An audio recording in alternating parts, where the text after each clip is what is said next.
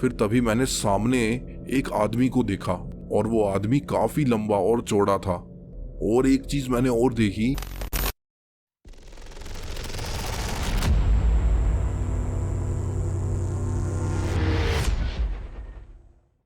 तो दोस्तों, अगर आप भी हमारे चैनल पे पहली बार आए हैं तो हमारे चैनल को सब्सक्राइब कीजिए, क्योंकि मैं हिंदी में आपके लिए मजेदार गोस्ट स्टोरीज लाता रहता हूँ, जिसे सुन के आपको बहुत मजा आएगा और आप मेरी आवाज के फैन हो जाओगे। तो चलिए भूत वर्ष में।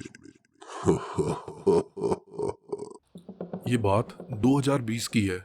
उस वक्त लॉकडाउन लगा हुआ था। जैसे जैसे लॉकडाउन खत्म हो रहा था, वैसे वैसे लोग अपनी जॉब की तरफ दोबारा रिज्यूम कर रहे थे। सितंबर 2020 की बात होगी। मेरे पास तो उस वक्त कोई जॉब नहीं थी। जिस कंपनी में मैं काम करता था तब तक मैं उस कंपनी से निकल चुका था।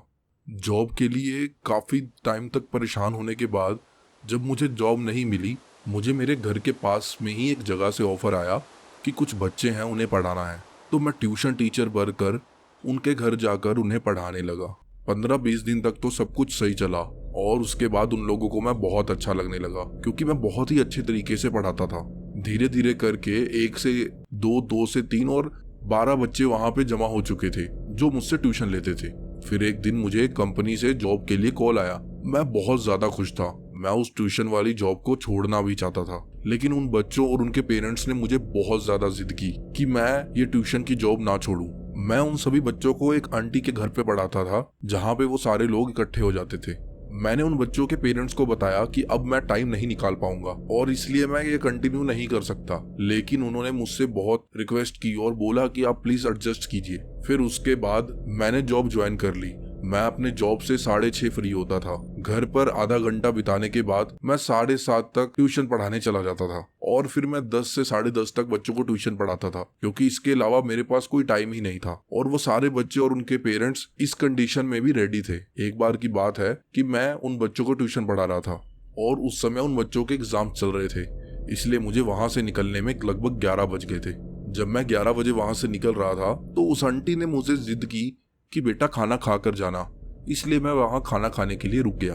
खाना खाते खाते लगभग 11:30 पौने 12 हो चुके थे। खाना खाने के बाद जब मैं वहां से अपने घर के लिए निकला तो मुझे रास्ते में कोई सवारी नहीं मिली और ना ही कोई गाड़ी दिख रही थी कि जिससे मैं लिफ्ट मांग सकूं। इसलिए मैंने सोचा कि आज लगता है पैदल ही जाना पड़ेगा। मैं वहां से अपने घर के लिए निकला और धीरे धीरे आगे बढ़ता जा रहा था। रास्ता बिल्कुल सुनसान और अंधेरे से भरा हुआ था। मैं जिस जगह पे रहता था, लॉकडाउन लगने की वजह से मैं वहां से शिफ्ट होकर दूसरी जगह चला गया था, जिसका किराया लगभग 8,000 रुपए था।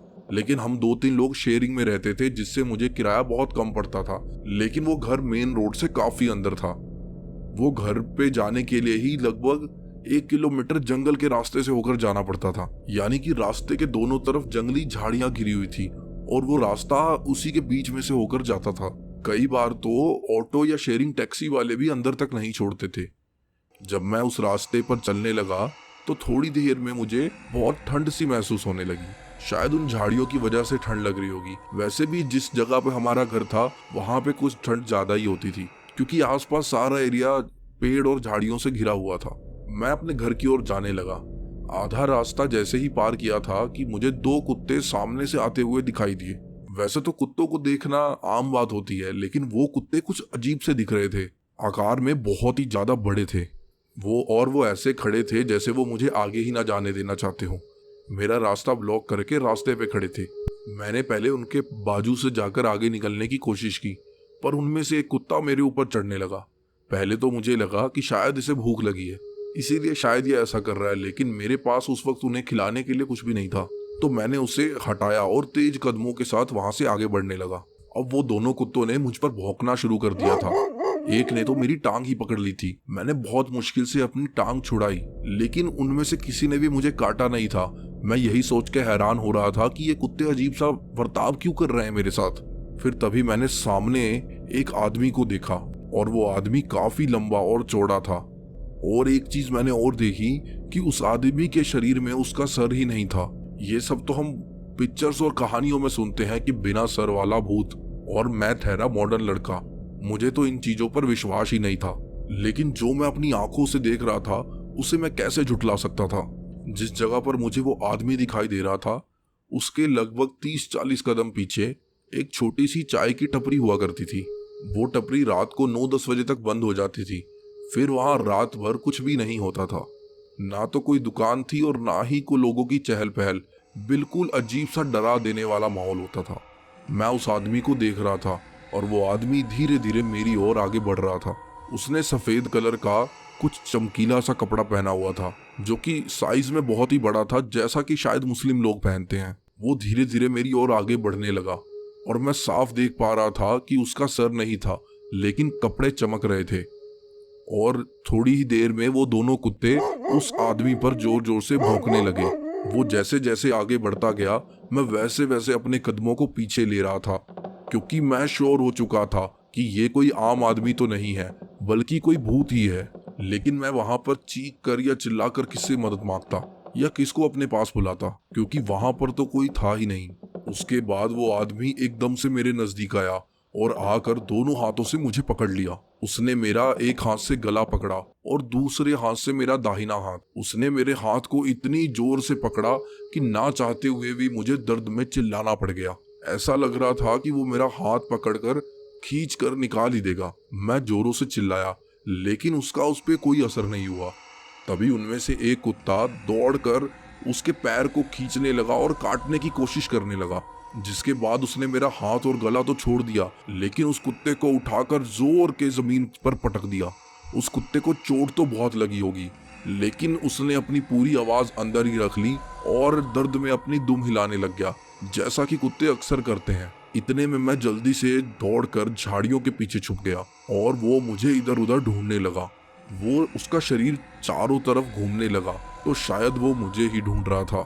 सोचने वाली बात ये थी कि जब उसके शरीर में आंखें ही नहीं थी, तो वो चारों तरफ घूमकर क्या देख रहा था और वो मुझे ढूंढ कैसे रहा था। और एक तरफ मैं झाड़ियों में अपनी सांसें बंद कर कर बैठा हुआ था। इतने में अचानक से जो दूसरा कुत्ता अभी तक उस पे भौंक रहा था, उसने उसे काटने के लिए जोर से उस पर छलांग लगा दी। इससे पहले कुत्ता उस पर छलांग लगाता, उस भूत ने अपने हाथ लंबे कर कर उस कुत्ते को पकड़ लिया और उसे भी जोर से जमीन पर पटक दिया। वो दोनों ही कुत्ते अपनी आवाज बंद करके पीछे हटकर अपनी दुम हिला रहे थे। मुझे यह सब देखकर गुस्सा तो बहुत आ रहा था, लेकिन डर भी उतना ही लग रहा था, क्योंकि मैं उस वक्त करता ही क्या।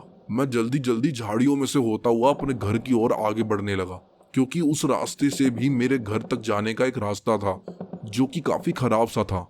लगभग 10 मिनट तक मैं बैठ बैठ कर उस रास्ते से आगे बढ़ रहा था और एकदम से मैंने देखा कि वही फिर से सिर कटा हुआ आदमी मेरे सामने खड़ा था। और इस बार जब वो मेरे सामने आके खड़ा हुआ, तो मेरे पैरों के तले से जमीन खिसक गई। मेरे सामने आते ही उसने मुझे जोर से धक्का मारा, जिससे कि मैं कई दूर पीछे जाके गिरा। मेरे गिरते ही मैंने दर्द में जोर से चीखना शुरू कर दिया। जब मैं उन रास्ते पर धीरे धीरे बैठकर घर की तरफ जा रहा था, तो रास्ते में मैंने अपने दोस्तों को व्हाट्सएप पर मैसेज कर दिया था और वो लोग 2-3 लोगों को लेकर मुझे ढूंढने के लिए वहां पर पहुंच रहे थे।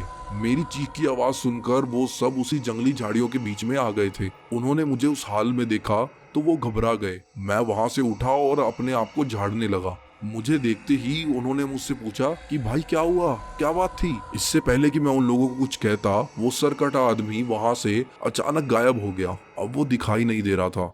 मेरे दोस्तों ने मुझे वहां से उठाया और उठाकर घर ले गए। फिर कहने लगे कि तूने क्या दारू भी रखी है, कुछ भी बात कर रहा है। पर मैं उन लोगों को कैसे विश्वास दिलाता कि मैंने जो कुछ भी देखा था वो बिल्कुल सच था।